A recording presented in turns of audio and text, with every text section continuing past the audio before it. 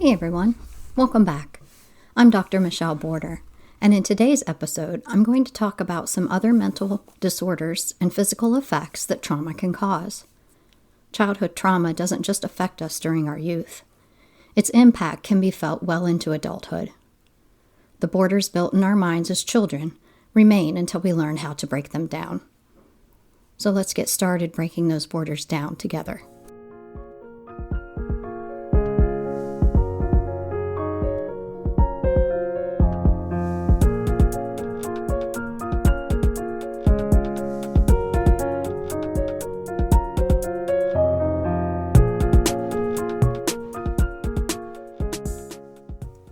In my last episode, I discussed personality disorders and coping mechanisms. In this episode, I will extend on that learning with some other disorders that can occur due to trauma, and how trauma can affect us physically. Body dysmorphia, imposter syndrome, along with post-traumatic stress disorder and complex post-traumatic stress disorder, are mental disorders that don't fall into the category of personality disorders, but are still conditions that can occur as a result of childhood trauma. Physical illnesses can also occur as a result of childhood trauma. I'll first discuss body dysmorphia. This is a mental condition where a person worries excessively about their physical looks. People with body dysmorphia feel they have a flaw in one or several parts of their bodies. Typically, it is a flaw with their facial features or skin complexion, but can also include other parts of the body and its design, like being too big, too small, or deformed.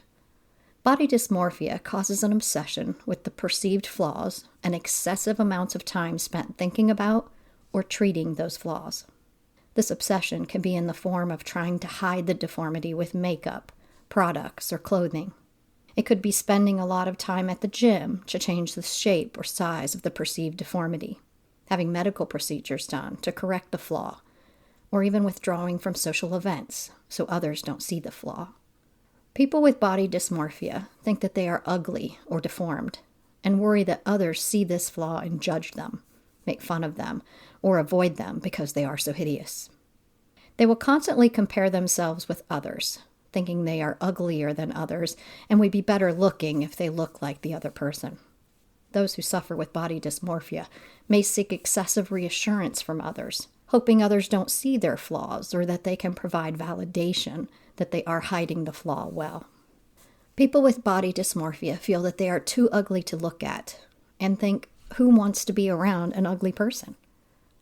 These thoughts can make a person feel sad, lonely, hopeless, and fearful of having positive relationships. Body dysmorphia can occur with other conditions like anxiety, depression, substance abuse, social avoidance, and suicidal thoughts. It is a constant issue that leads to worrisome thoughts all day about the conceived flaws. People with body dysmorphia will spend hours checking themselves in a mirror, picking at or putting makeup on a flaw, or worrying what others are thinking about their physical appearance. This time consumption and constant worry can lead to problems in daily function, work abilities, and with their relationships. Body dysmorphia can be caused by genetic disposition, having obsessive-compulsive disorder, or from a traumatic experience. Children who experience trauma often develop the thoughts that they are bad, burdensome, or worthless. This negative ideal can be extended to thoughts about one's physical qualities, as well as their personality qualities. Ideas are created in the child's mind that they are bad in all ways: their behavior, personality, emotions, and physical appearance. This can be especially true if the abuser criticizes the child's appearance or if the child is bullied for their physical appearance. Body dysmorphia has been a difficult issue for me to work through. I feel ugly and hate almost all aspects about my physical appearance. I hate my nose shape, my skin complexion, my chin area. My hair is too fine and never does what I want it to. In the last few years, I've gained weight that makes me feel fat. My butt and hips are huge, and I have a mom pouch in the front. I could go on and on about all the yuckiness I see in my physical appearance. And I'm convinced in my mind that when others are looking at me, they are seeing all of these awful flaws as well.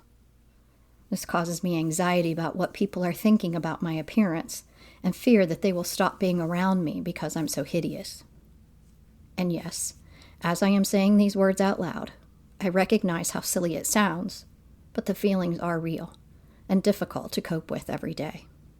I want so much to have surgical procedures to correct all these flaws, and can't even begin to imagine how much money I have spent on makeup, hair products, and slimming clothes over the years in hopes to improve how I look. I work hard every day to look the best I possibly can, but still hate to look at myself in a mirror. I've tried to feel better about how I see myself, and have made a little progress, but I haven't found something that totally works yet. I will keep looking, and have ordered some books on the topic to help educate me on how to improve my feelings. Maybe some of you out there have found something that works and can share that with me. There are methods for working through body dysmorphia, like counseling, self-help books, or podcasts. I did talk to my former counselor about my issues with this, but she wasn't able to exactly pinpoint why I had this issue, and suggested I do self-talk to improve it. Self-talk is looking in the mirror and telling yourself positive things about yourself. My problem is I don't feel those things, so I struggle to believe it when I say it. Just saying the words doesn't help for me, but it may work for others. Okay, now I will talk about imposter syndrome. Imposter syndrome is the thought that you are a phony or fake at your abilities. You believe that your abilities are not valid, and it is luck, good timing, or some other outside source that has brought you success, not your own talent, hard work, or intelligence.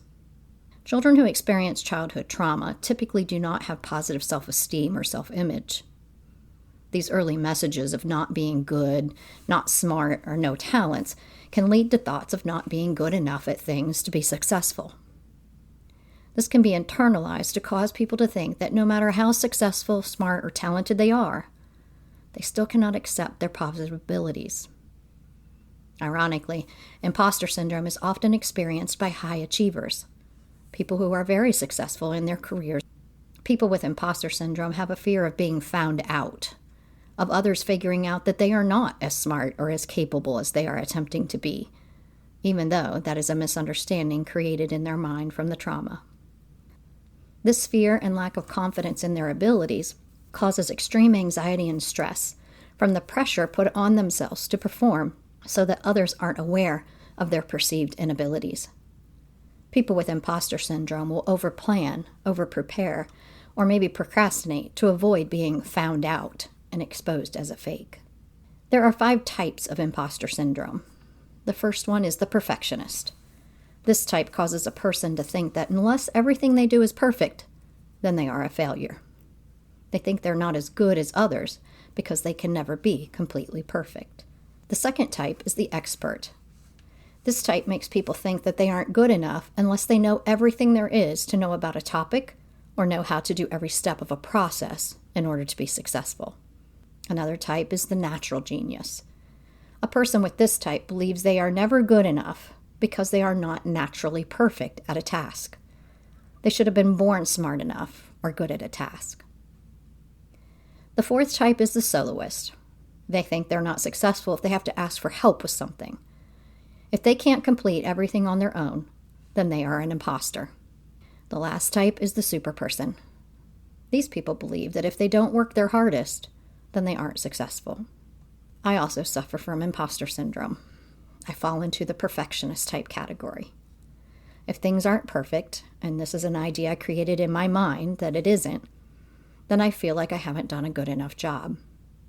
I question everything I do, thinking it's not as good as someone else's, and thinking I'm not smart enough to figure out how to make it as good as others. I place a lot of pressure on myself to be perfect, again, an irrational standard I have created, so that in the end, I will feel smart enough, good enough, and accepted by others for my good work. This is another issue I am working on, and have also made some progress with, but it's so hard to quiet the old beliefs that were rooted in my mind since childhood. Some methods for helping with imposter syndrome are reminding yourself of the successes you have encountered, and why they were a success, like because you were smart enough, talented enough, or good at what you do. You can see a counselor who can guide you through understanding why you feel this way and how to cope with those feelings. You could also read books or listen to podcasts about imposter syndrome. Anything that will help you understand better and learn to cope with this condition. Now let's talk about post-traumatic stress disorder, or PTSD, and complex post-traumatic stress disorder, or CPTSD. When we hear the acronym of PTSD, I think most of us think about war survivors and their complications after seeing traumatic events during a war. That is what PTSD is, but it covers more than just war experiences. Any experience of witnessing terrifying, life-threatening, or traumatic events like abuse, disasters, or combat can result in PTSD. PTSD is the reactions caused by witnessing those events.